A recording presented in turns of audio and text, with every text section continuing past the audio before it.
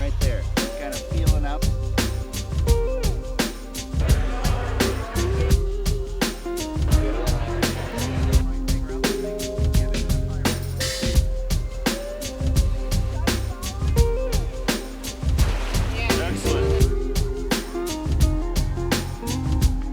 For the BioBlitz, I was the deputy IC for the entire event. What I'd like to do today is to talk with you a little bit about some of the lessons learned from our BioBlitz experience, to give you some guidelines, some thoughts, and some things to think about that we've learned, that hopefully it will eliminate some of your heartaches as you do your planning. Speaking of planning, probably the biggest thing is to plan early and plan often. You can't start any too soon. It's a big project and it takes a lot of coordination to do that. Probably the first thing we would suggest that you did was to determine what your long-range plan or your goal is for the BioBlitz. Every park has a little different goal and objectives for their event. And what you need to do is to look at what those are and determine those right up front, because that's going to be the structure and the foundation for a lot of other decisions that are made throughout the time. In our BioBlitz experience here, we decided we wanted to have a key MC, some big name personality, whatever, to be the MC of that. Start that process early. There again, we're going to use the word early quite a bit. Our needs are not their priorities, okay? Keep that in mind. They are very busy people. They have a lot of things going on. So identify those people, contact them, get a commitment out of them for that date, whatever, and then use them, and then you can use their name in your publications as you start to advertise, whoever that is going to be sponsor or being the MC, and use that to your advantage, but do it early. Take the ideas that you're going to hear about today. Maybe you talked with Santa Monica, whatever. Take the ideas. Don't try to duplicate it word for word or project for project, whatever. But take what you want to do, listen to some of the advice and whatever, and then build your event around that and go with it. Another issue that we have is identifying positions, or key positions, I should say, early in the ICS structure. You're going to come up with your objectives, you're going to know where these sites are, you're going to know what those key positions are, and it's very important for the success of this event to have those people identified and have them know what their job's going to be, because they can help in that planning process and all through the planning up to the day of the event. So make sure you identify those key personnel or positions and personnel put in there. Keep in mind that might be a person from another division. Don't let divisional lines skew who does what. If you have a person over in maintenance and they're outstanding in budget, or they're outstanding in some other venue, hopefully you guys will use that person with their skills to the best for the event. And I coordinate the research permits for the Indiana Dunes National Lakeshore. So we used a list of previous researchers that I had been working with over the last 6-7 years, and their email contacts were available.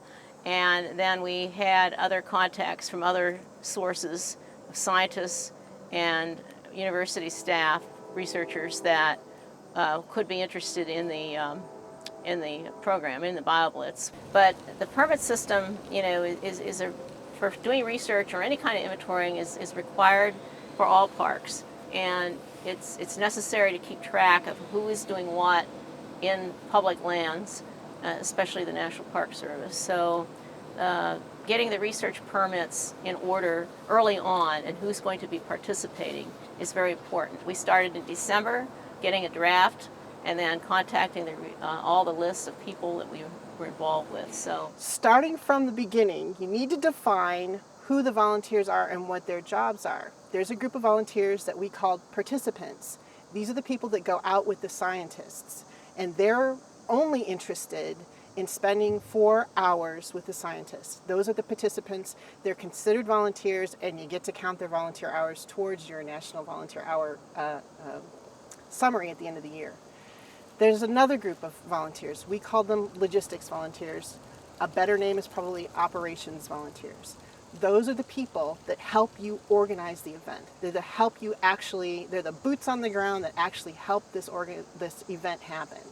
And the sooner you identify the positions by identifying where you're going to be doing your inventories, how you're going to be, what scientists you're going to be in, well, you don't even have to identify the scientists, but how many sites you're going to have, how many people you're going to allow to go out to the sites. It can be determined either by parking or by the sensitivity of the site. That's for your park to decide. Again, like Dan said, you need to figure out what your goals are for your park. But once you figure out those baseline conditions, start recruiting. The volunteers will come forward. And being able to utilize them in ways that they feel useful is just very rewarding. They can be a key issue or a key component to this whole event, that it doesn't have to be park staff always doing everything. We have our normal job. You still have, the park is still open while you're doing all of this. This is a huge collateral duty for everyone, and no one, we need to remember that. So if we can have people that can help us do some of these things, as you go through the planning process, definitely take advantage of them. Don't try to be the one-man show, say we can do it all, because for it to be successful and to eliminate burnout as much as possible, you're going to need to do that. When it comes to working with volunteers, as any project with volunteers, you want to make sure that, first of all, that they are identifiable. We came up with these t-shirts so that people would know who the logistics or operations volunteers were, and it was very helpful in pointing out, to the public who were looking for help. The other thing is, as far as the record-keeping process for a volunteer program, you want to be able to count the hours, identifying the people by form, who are the participants and who are the operations volunteers. It becomes a big issue, as well as identifying the scientists. As with any volunteer project, all of the volunteers have to sign the volunteer services agreement, which gets to be an issue. You also have an issue with National Geographic needs to have their volunteer services agreement signed for different reasons. So collecting that paperwork becomes a very important part of checking in. And I can't stress it enough to make sure that you have people there that can accept that information. we decided that also to have a meeting to orient all the scientists that decided they were going to participate. The original list, of course, was whittled down and to those who were actually going to come. So on May 13th, we had March 13th, we had a meeting for the scientists and expert orientation. So that was to give them an overview of what the BioBlitz was about, National Geographic's role, Park's role, and then the permitting process, as well as some of the seminal topics that we were interested in at the park, and then also research presentations by USGS staff and the logistics. So that meeting resulted in handouts for the staff, and they were able to, for the scientists and the experts, and they were able to get a better idea then with that and interact with everyone about the process. And then they also got a handout of the draft permit, so they had an idea of what they were expected to put into the permit. Once you have your volunteers identified, or they've identified themselves, orientation becomes a really important aspect of it. You'll have a core group of people who are kind of leader volunteers, and they are going to be passing word down to the rest of the people that come in. And it's very important that they all have the same message, because if they don't, then things don't happen right. Information gets passed not just to one person, but to 1,000 people the wrong way. So making sure that they've been well oriented and they understand what it is that they're supposed to do and how the event is supposed to operate is very, very important. The other thing that's extremely helpful in getting the volunteers is the National Geographic. This is their business, is publications, and they are so helpful in helping us get our message out.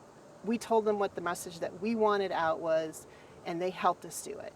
So, and of course, they're there because they want to promote the ideas of national parks again for the centennial, and it was just a great blending of the different needs coming together. So utilizing their resources, and they're just wonderful, hardworking, amazing people that come out and help you. Again, like Dan said, make sure that you're coordinating that information.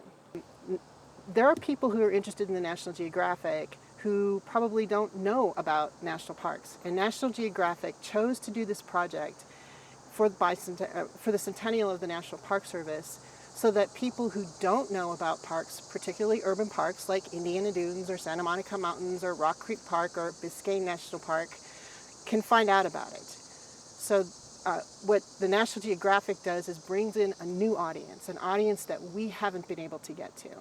And they bring them in as volunteers, which is even better. The thing is that the amount of people that are interested can be overwhelming. So in order to make the most of it, you need to be prepared for the volunteers that are coming. Probably the other thing you want to also determine is what message do you want the public that come on your day of the event, what do you want them to hear? What do you want them to know about the park? So that'll be the common thread of information that can be based throughout with all the publications, with the scientists. Everyone can push that message out to the public because you are going to have more than one voice. You'll have several voices out there, and you can get that word out. The scientists were contacted, and they were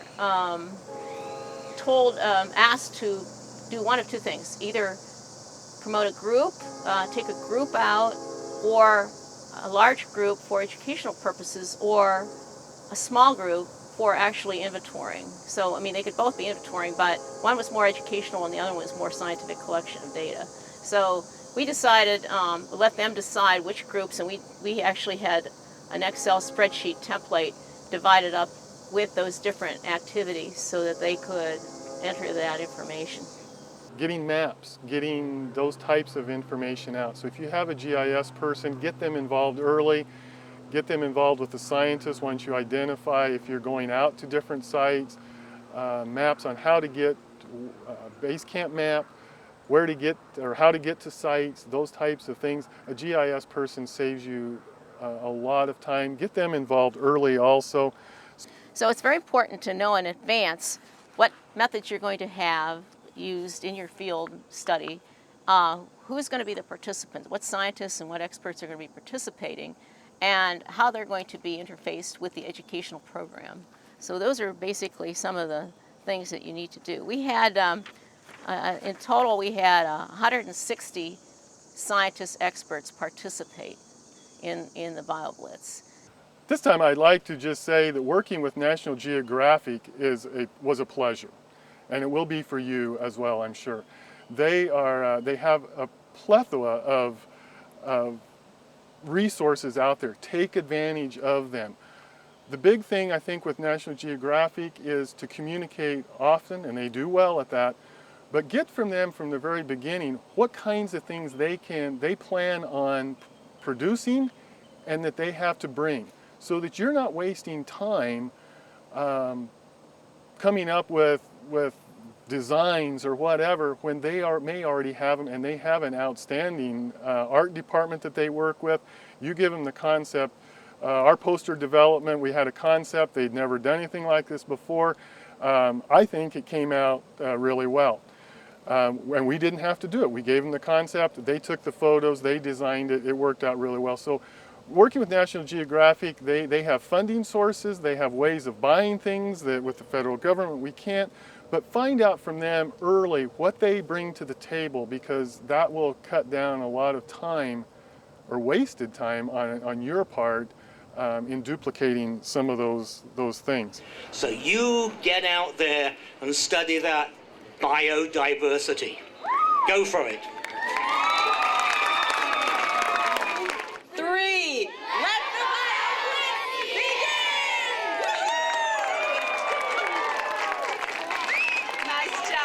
everybody. Nice job. Good luck. Research your hearts out. We understand that the park is still open. We also understand that a lot of things have to get put on the shelf to get this done. Help your staff to understand that. There will be staff that will want to be Mr. Hero, and they will try to do all of their regular work, all the BioBlitz work, and they will be very burnt out. In that, allow some time in your scheduling for a week off. We had about the first week in March, we had a week that we really didn't do anything with BioBlitz. There were no meetings, there were nothing. We just said, we need some downtime. I strongly encourage you to do that with your staff, is to look at that. About 6 weeks out, we did a little pep talk. Again, we pulled everybody in. We brought in some extra people and we had a little talk about, okay, we've been working on this a long time and some of us are getting tired of it. Yes. That was a perfect time, about 6 weeks out, to do a little pull together, everybody in, a little pep talk to get the enthusiasm going again, just to get for that last little bit before your BioBlitz. Base camp, kind of move to that a little bit. Make sure that your base camp is waterproof. We had an experience, it decided to rain in the afternoon and nobody thought to look about where the water was going to flow, and we had a little creek running through right where the computers were, and we had to do some creative planning during that. So little things like that just to make the day go without a hitch is definitely time well spent when you're doing your planning. The other thing is you want to make sure that your volunteers are well taken care of, along with the staff that are putting in working on a 24-hour project, and providing food to them becomes an important issue. And identifying who can eat and who can't eat actually becomes a really big deal. We had armbands that identified people, and that way we knew when one color was for the participants and people who would not be getting food. That way when these people went out on the surveys, the scientists knew that that person had checked in, and which became important. And then another color armband was for the people who got food. Again, it got to be important, and making sure that only those people who are eating get to eat. And again, here's a great opportunity with partnerships. National Geographic can provide food in ways that we are not allowed to with our requirements and National Park Service guidelines. We ran out of food. When we kind of came out and we looked at it all, it was because we didn't spend enough time and really look at and have our food tent security guard at the door. She wasn't really, or they really weren't briefed probably the best. We had a lot of families eating, of workers eating in the food tent, and thus we ran out of food. So, being here with the scientists and getting to know what drives them, that's part of the great pleasure. And then going out in the wilds and doing your own discovery is also very cool. It's been a pretty exciting 24 hours. It's going to continue into the afternoon as you get to know these people, go into the tent, find out what they're doing, and it's going to be a really, really exciting end to this day, I think. And we'll continue to work because these numbers and these identifications, some of these critters you can't identify in this tent. You have to go back with really fancy microscopes, spend a lot of time, and so the number increases as we go. probably the last thing that I would have to say is communicate, communicate, and communicate. You can never talk too much. There's a lot of moving parts to however you design your BioBlitz. We had a lot of moving parts. We chose to do that. It took some extra work, but it was well worth it, because when you had to get on the bus with fifth graders from downtown Chicago, who was the first time that they'd ever been to the park, for many it's the first time they'd even been out into the trees, and you listen to their excitement and their hollering and screaming, and you asked them a question and they answered right away with enthusiasm. You got off the bus and you went, wow, the last year that you've been working on this was well worth it. You see those kids out in the park laughing and smiling and talking about what they just saw. You forget about all the time that you've been spending on this. And thanking them. At the end of the BioBlitz, the opportunity to thank the people that came out and helped is really important, and it needs to be factored into your budget. And the other thing that needs to be factored into the budget is all the paperwork. all of the printing, all of the paper, all of the stuff that needs to be sent out. Just be sure that that gets incorporated when you start figuring out what your budget's going to be for this huge event. And the bottom line, this event really created a new group of friends. We got a new group of people who maybe knew the park was here, hadn't bothered to come out before, and now they're coming out on a regular basis. They're coming out to continue to help this park and to help the species that live in this park. And this was because we had this great partnership with the National Geographic, who are celebrating 100 years of national parks. Let's say the official number for this opening or this closing ceremony is 890 species. I have to note that this in Florida and lots of other places, and the staff and the volunteers of Indiana Dunes National Lakeshore. We've been working on this for a year, and so I want to thank all of the remarkable National Park Service employees and volunteers and what they've been able to do. You travel halfway across the world to see interesting things, but there are a lot of really interesting things in your backyard, underneath rocks, underneath logs, and all it just takes a little bit of patience and a sense of adventure, and you can see some really neat things.